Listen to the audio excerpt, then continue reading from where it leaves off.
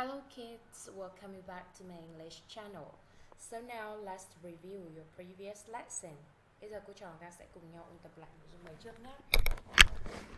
Ở Unit 3 mình đã học chủ đề Where did you go on holiday?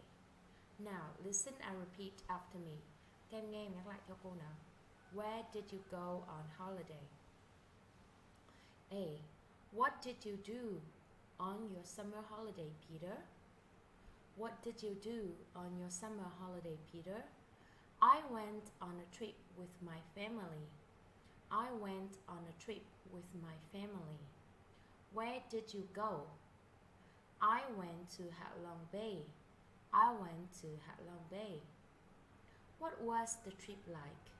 What was the trip like? It was really nice. It was really nice.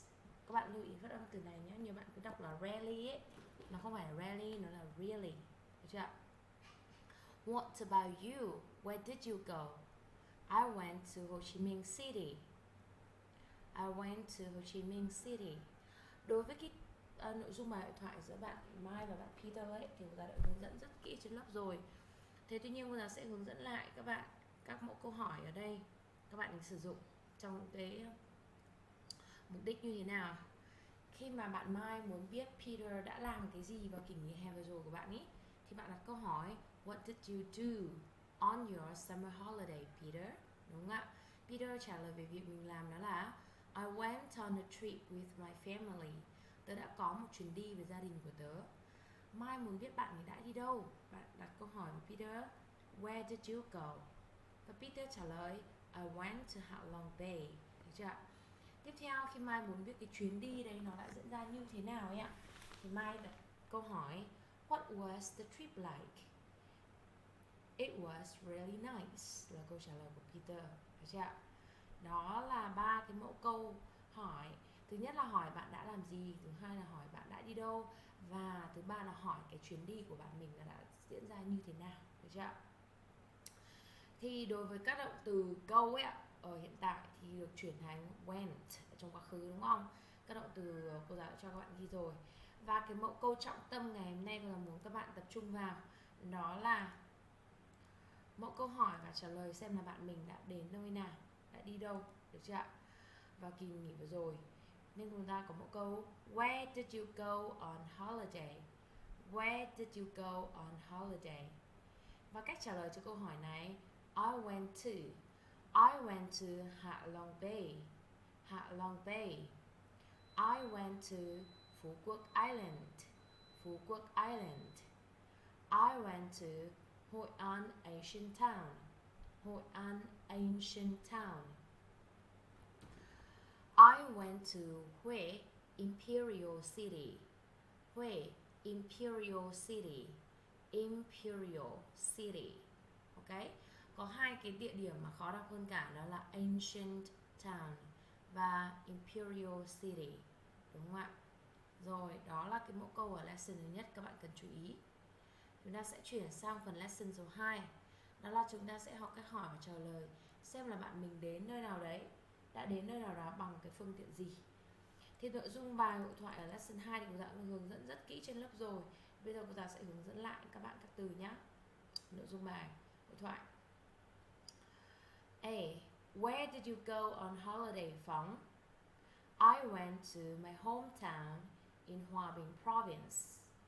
I went to my hometown in Hòa Bình Province. Province ở đây các bạn đừng đọc là province nhé, chúng ta đọc là province. Ok. How did you get there? How did you get there? I went by coach. I went by coach. Chúng ta không đọc là coach, chúng ta đọc là coach. Okay. What about you, Tony? Where did you go? Where did you go? I went back to Australia. I went back to Australia. How did you get there? I went by plane. I went by plane. Ở phần này cô giáo hướng dẫn lại các bạn các mẫu câu hỏi mà hai nhân vật đã sử dụng. Khi Tony muốn biết Phong đã đi đâu vào kỳ nghỉ vừa rồi ấy, bạn đặt câu hỏi Where did you go on holiday, Phong?